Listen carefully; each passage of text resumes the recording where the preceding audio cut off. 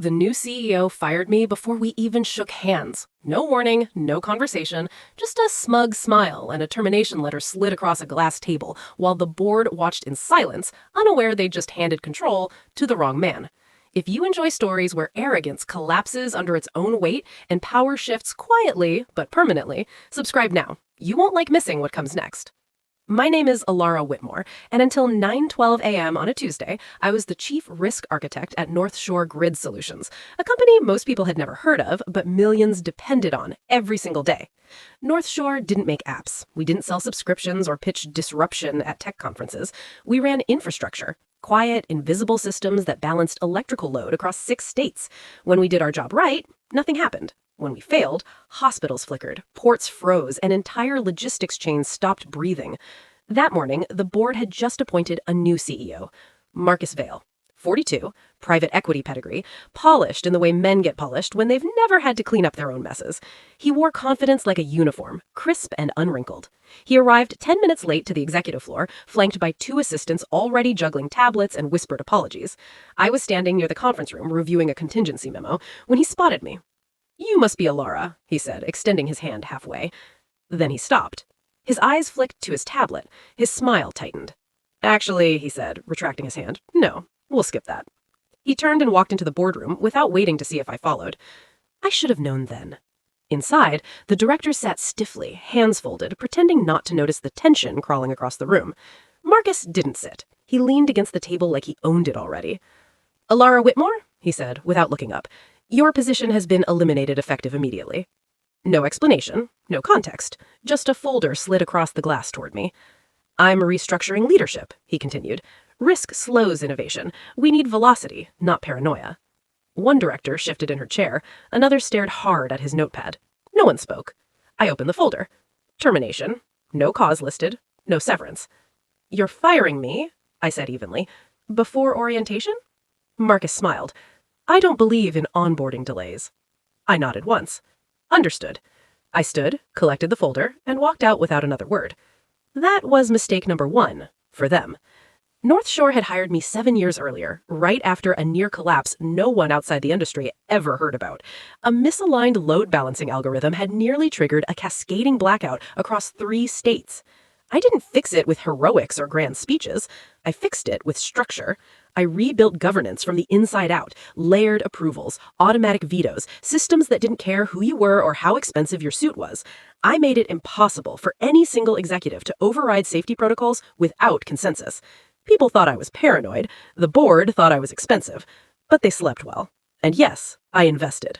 Quietly. Over time, through vehicles no one bothered to scrutinize because I never waved it around like a threat.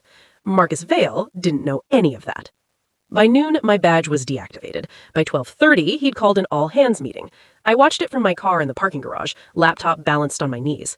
He spoke confidently about lean leadership and cutting dead weight. He announced the immediate suspension of 2 compliance audits and reassigned their teams to growth initiatives. The chat filled with applause emojis. Velocity feels incredible, right until you realize you're accelerating toward a wall you didn't bother to map.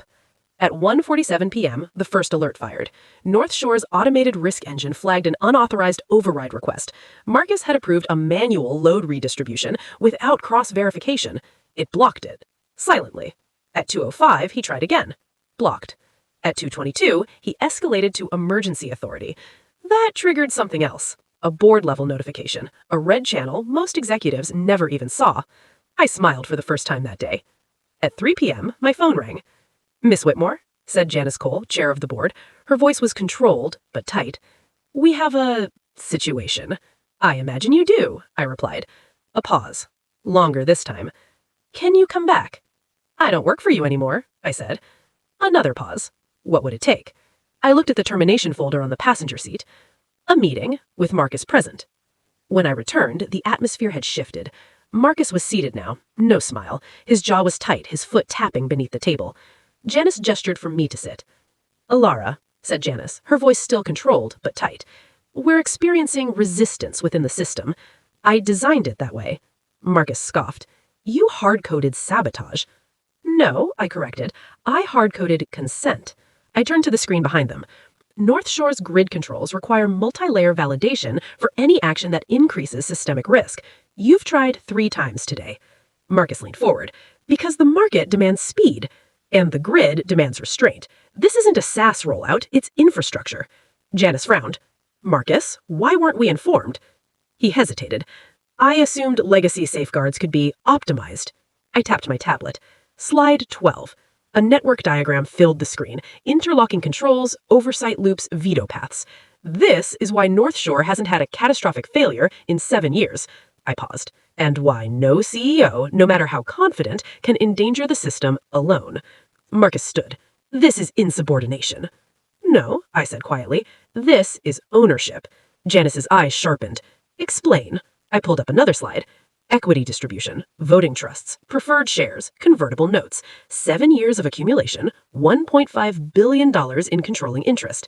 Not majority ownership, majority vote. The room went dead silent. Marcus stared at the screen like it was written in a foreign language. That's impossible, he said.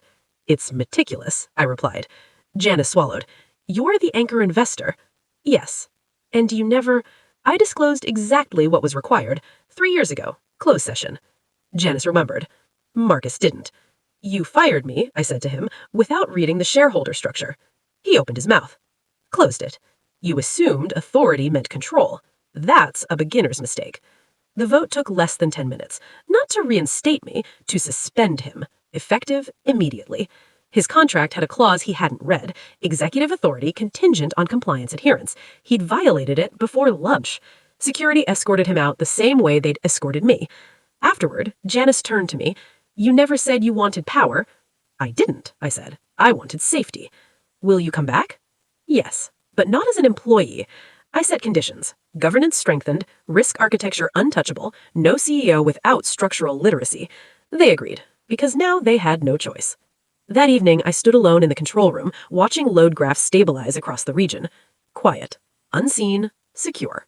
Marcus Vale would land somewhere else. Men like him always did. But he would never forget this.